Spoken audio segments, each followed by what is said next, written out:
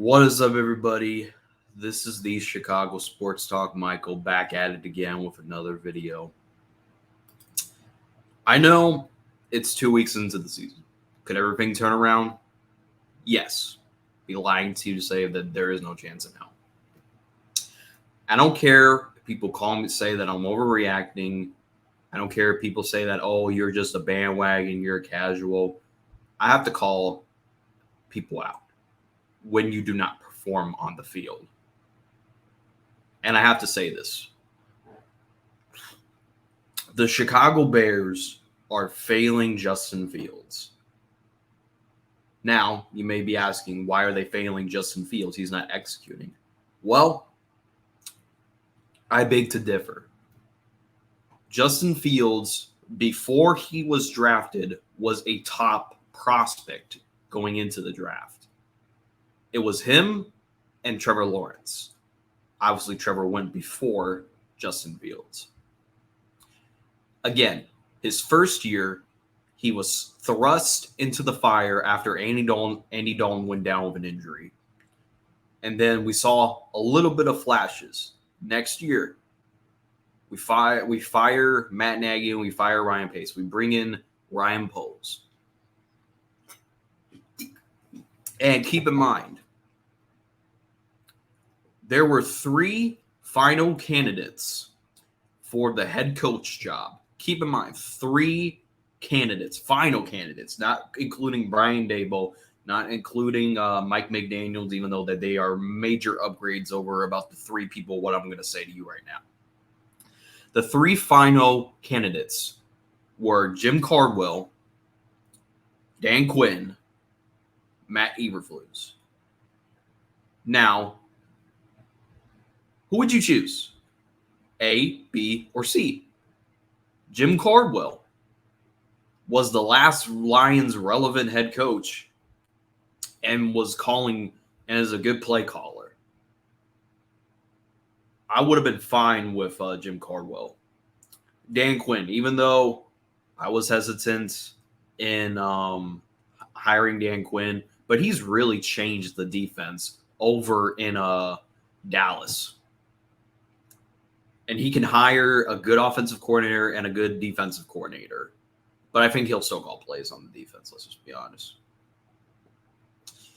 And we got a guy like Matt Eberflus, a guy who has only known for coaching defense and have a hit philosophy. Who did they decide to go with? Matt Eberflus. What does Matt Eberflus do? His first year, he wins 3 games. How does he win 3 games? Now, you might say, Michael, the personnel was not well. I beg to differ. Again, what does a saying always say? You're not going to have it always perfect for you in the NFL, regardless if you're a quarterback or a head coach. You're not going to have everything perfect. Brian Daboll didn't have everything perfect last year. Now, granted, Brian Daboll looks like he's having had a fluke season last year. But I beg to differ. Ryan Poles could have hired somebody with a offensive-minded head coach. Instead, he went defense. And the reason why I kept my low sights on Eberflus is because I didn't want to get my hopes up right away. And it seems like Matt Eberflus does not care at all. Because if you watch the post-game press conference that he had against the Buccaneers where they questioned him about the screen pass, his quote was, if the play executed, you'll praise it, but when it fails, you'll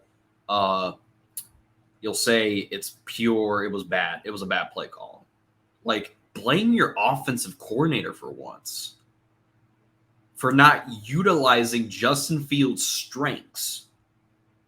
And I get it. Fields has flaws, but guess what?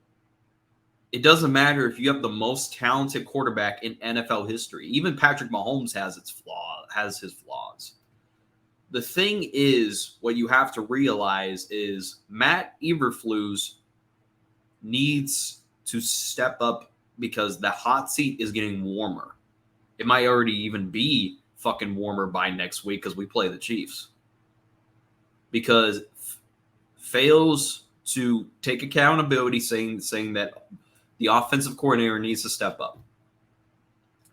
Go look at what happened last year, for example, after we lost to the Washington Commanders, where we all looked like our offense was pure dog shit. And we picked it, and our offense picked it right up because you want to know why? Luke Getsy changed the play calling to the quarterback's strengths. It just feels like this is Nagy all over again.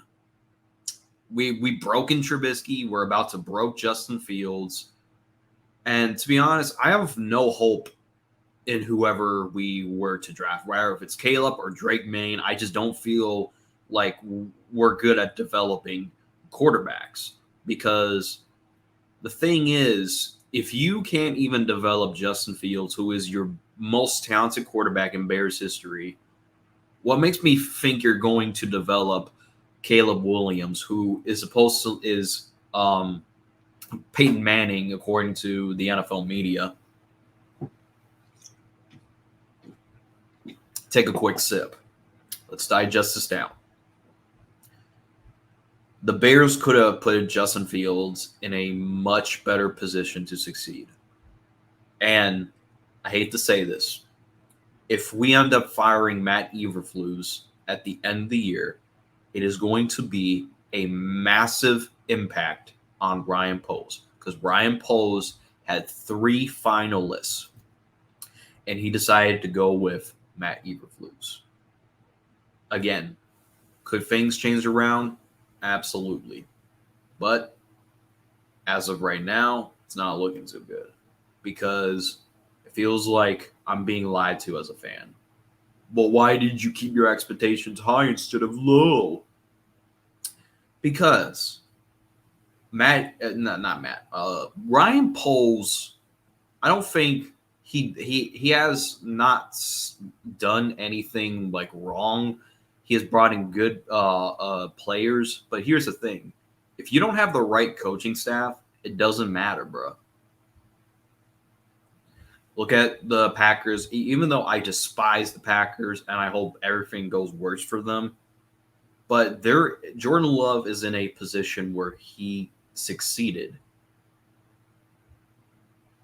He has a good offensive line. Wide receivers are obviously not perfect, but still, he's performing to the highest level. And he has a very good head coach, Matt LaFleur. Like I said, he's in a position where he can succeed. Meanwhile, Justin Fields, for the majority of his year, never had an offensive line. Well, this year he has weapons, but the thing is, and the play calling is just pure awful. Like, Getsy, like, what happened to you? Like, last year, you changed your ways, but it just seems like this is Nagy all over again, doing the offense how he wants to run instead of using the quarterback's strengths. And I could care less how Bears fans feel about this, because people may think I'm overreacting when we're 2 weeks in. How are we going to get better? If we win 5, 6, 8, 6, 7 games, we're moving on from the current quarterback.